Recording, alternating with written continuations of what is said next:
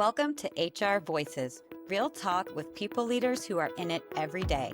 We get into the messy stuff, the challenges that keep them up at night, and how they're actually fixing them. No corporate fluff, just smart conversations for people who care about people.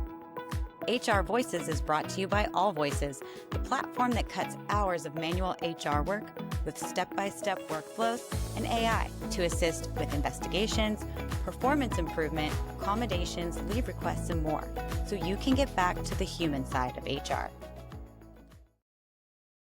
Welcome to another episode of HR Voices by All Voices. I'm Emily, and today we are joined by Kevin Henry, the Chief People Officer at Pulte Group. Welcome, Kevin. Thank you, Emily. Good to be here. Yeah, we're so glad that you're here. So Pulte Group is one of the largest home construction companies in the U.S., operating in over 45 major markets. And how many employees do you have? Over 7,000. 7,000. Can you tell us a little bit more about what it's like to lead the people strategy at such a massive organization at scale?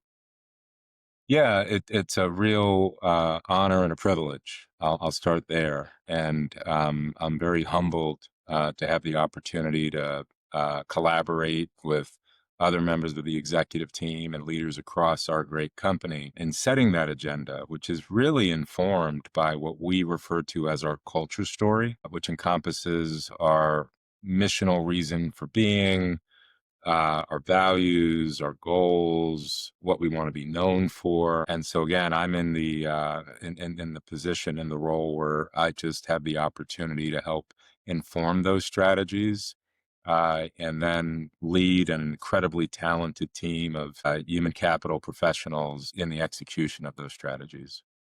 Yeah, and it seems like you're doing something right. You guys have won, I think, 7 consecutive years of great places to work. I can't even list all the accolades that the organization has earned. What do you think's behind some of that success?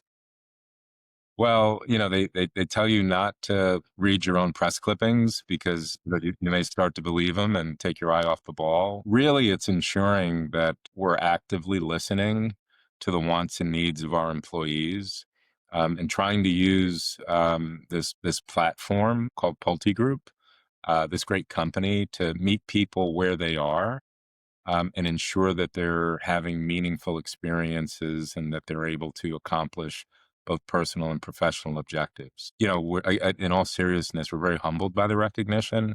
My bold ambition is I want us to be an extraordinary company. And so we've still got some work to do, but we're up for the challenge. Yeah. Well, speaking of challenges, that was my next question. I was going to ask you, what is the biggest challenge that your people and your people teams are facing in this moment?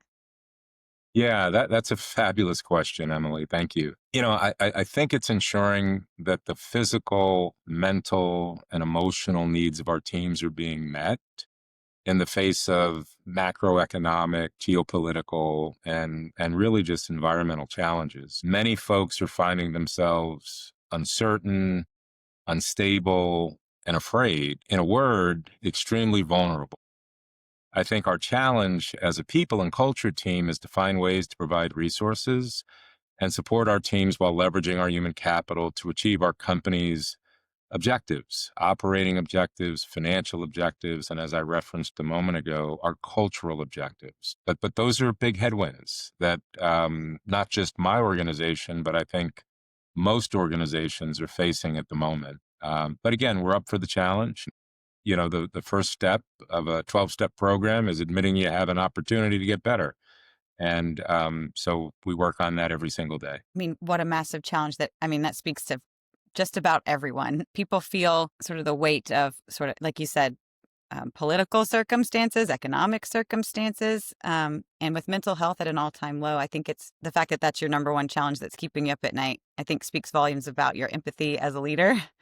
So how are you or others that you admire navigating this challenge? It's a big one. Yeah. Again, thanks for the question. We try to be intentional about over communicating, providing transparency, and actively listening to what's on the minds of our employees. Really focusing on providing the why behind our decisions and our actions. Somebody told me a long time ago, it's something that's really stuck with me, that to important people, you explain why, and to unimportant people, you simply tell what. Now, I'll give you a personal example of how important this concept is. My wife and I have two sons. Now, while they're both grown now in their mid and late 20s, when they were younger, my wife and I would often tell them, hey, boys, go clean your rooms. Now, as you might expect, and for any of our listeners who have children, this may resonate with you. This request would often be met with the expected sucking of teeth, shuffling of feet, and mumbling under their breath. They'd go clean their rooms, but the outcome would be lackluster at best. Now, one day, it dawned on me, back to this concept, that we were telling them what to do, which was to go clean your room, but we weren't providing the why. And that while, our two sons are in fact two of the most important people on the planet to us, we were messaging to them that they weren't important because of our approach, just telling them what to do and not taking the time to give them the why. And so the next time we asked them to clean their room, we shared, hey boys, go clean your room. We're having company over. Now, this was the why that had been missing. They accepted the assignment, no shuffling of feet, no sucking of teeth, maybe a little mumbling under their breath, but they executed the assignment flawlessly. And so that was a really big aha for me personally, which is kind of transcended into my approach professionally, and ensuring that you take the time to give people the why. Here at Pulte Group, we try to ensure that all of our teammates understand the why, not just the what, and that they always know how important they are to us and our ability to be successful as an organization. Yes, that's powerful. I think giving people context is often so overlooked. And I don't think it always comes from, malicious intent, just like your example with your kids, right? Even if your employees are so important, I think I've seen a lot of leaders at every level sort of rush through the context part. Here's our goals, or you start a meeting. Here's the agenda. Let's get into it. But you haven't really paused to explain why the goal matters or what their role in it is specifically. And people can get lost in that. So yeah, context is powerful and often overlooked. So my next question would be, what trends at Pulte Group are you seeing shaping the future of your workforce? Yeah, again, terrific question. I think it's the blurring of lines, and specifically the blurring of lines between work and life outside of work. In the past, you would often hear people use the phrase work-life balance. I personally have a very strong belief, maybe even a devout belief, that the concept of work-life balance or a separation between the two has really become obsolescent. Companies, I think, that understand this and are intentional about supporting the whole person will be the most preferred places to work with the most engaged and the most inspired workforces. So in my experience, the combination of a highly engaged and inspired workforce will always yield positive outcomes. And it goes back to what we were talking about earlier, just the convergence of external factors, challenges, headwinds, that are just impacting people in an unprecedented way, is really something that we're all facing. As the kids say, life be lifing. And we have to make sure that I think as employers, we're cognizant of that. We understand that. We're empathetic to the challenges that our teams may be facing, and that we're leveraging our resources to make sure that they're being supported to the best of our abilities. Yeah. So how are you staying ahead of that trend? I mean, I've felt that especially with in a remote context. I think a lot of folks, I'm working in my house right now, so the lines are very, very blurred for me. So how do you support your people, and what advice would you have for other people leaders in some specific ideas for supporting people to navigate those blurred lines? Yeah, I think it gets back to this whole concept and kind of notion of the whole person. and focusing on the whole person. I'm also a big fan of, creating the opportunity to build intimacy with your teams. And intimacy, in a way that really constructs opportunities to create and build trust with one another. Again, that lends itself to transparency and vulnerability, and real talk about real things. Because no matter how good any of us are, if we don't know, we can't help. And again, I think if you go back to old paradigms and beliefs that people had about work, there were things you just didn't talk about at work because it was deemed to be inappropriate. And there's still some things you shouldn't talk about at work. Don't get me wrong. This is an HR related podcast, but creating intimacy and creating the opportunity for people to be vulnerable in a way that they still feel safe, I think gives you the opportunity to really move into relationship with your teams. I think it's important to avoid what might be perceived to be the commoditization of people, where the relationship and the interactions are transactional, and folks have been commoditized, or the employer-employee relationship, has been commoditized, or you've seen degradation in that. And I think it's really, really important to make sure in your workplace or within your organization, depending on your context, that your behaviors, your decisions, and your actions are creating experiences that are meaningful, they're inspiring, and they're memorable for your teams. And so be really cognizant, of your behaviors as leaders and how that's impacting people. And know the difference between intent and effect. Hopefully most of the time the two overlap, but oftentimes, you may have an intent with an intended outcome, and you may end up with unintended consequences. And so just keep your eyes open and your antenna up, and really make sure you understand how people are experiencing it. Yes. Do you have any sort of example? I mean, it sounds like something that has to be embedded in every employee experience, right? Like the opportunity to build trust, the opportunity to show up for the whole person needs to be embedded. But do you have any examples of just how that's showing up in your workforce? Like how those opportunities for trust and how those opportunities for intimacy are showing up sort of day to day? Yeah, the good news is, from a functional perspective, we influence lots of processes, in terms of how we communicate to people, what gets messaged, how we onboard people. When somebody moves from an individual contributor role into a role where they're now a leader of people, what kind of capabilities do we try to build in leaders so that we have a kind of an aggregate leadership muscle that fits with our values and really reflects and reinforces what we've identified as key competencies. And so one of the concepts that we really, really have been focusing on over the last couple of years is this concept of valuing differences. Now, someone might say, "Well, what do you mean by that, Kevin? What are differences?"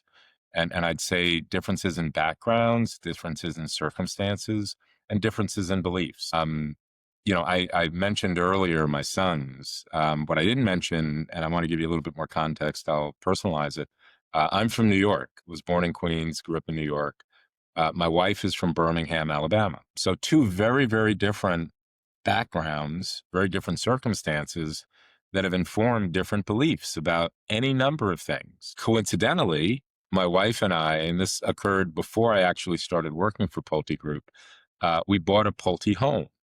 And so we live in a Pulte home, which is interesting. I think this was maybe preordained that, I would have the opportunity to work for this great company. So the example I'll give is, there may be times that I go home to my Pulte home with my wife and we both go, "It's a little chilly in here. It's cold." And I might say, "Well, sweetheart, turn the air up." And she'll look at me and go, "What are you talking about? It's cold. Turn the air down." And you pause there, right? Because where people stand depends on where they sit. And her perspective is her perspective. My perspective is my perspective. She could easily say, "That's wrong. You folks from New York are wrong." And I could easily say, "No, you're from Alabama. What are you talking about? That doesn't make any sense." But what we do, and this gets back to the skill set we're trying to create and develop here within my organization, is teaching people how to suspend natural biases, prejudices, and assumptions. Just suspend them so that you can try on the perspective of somebody else without judgment.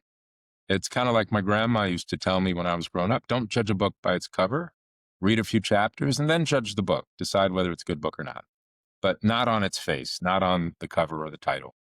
And so in that context, by suspending those natural biases, prejudices, and assumptions, my wife and I can actually get to what we're trying to solve for, which is the same thing, which is we want to moderate the temperature in our Pulte home so we're comfortable. And then we can actually execute it in a way that delivers against the desired outcome. The same thing holds true at work.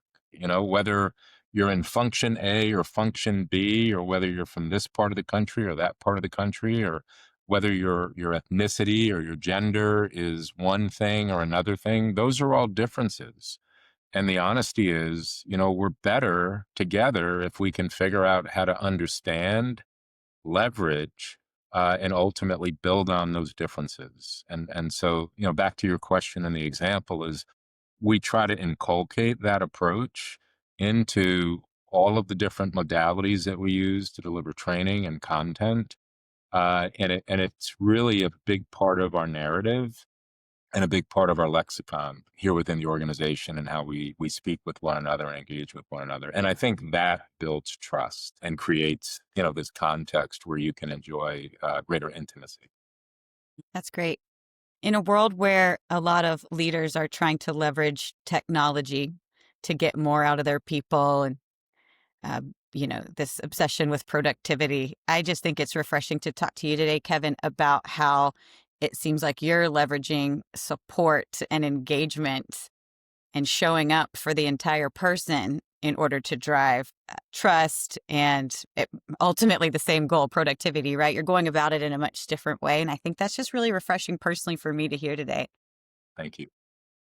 Is there any sort of last words, last pieces of advice with that in mind that you want to share with our listeners today?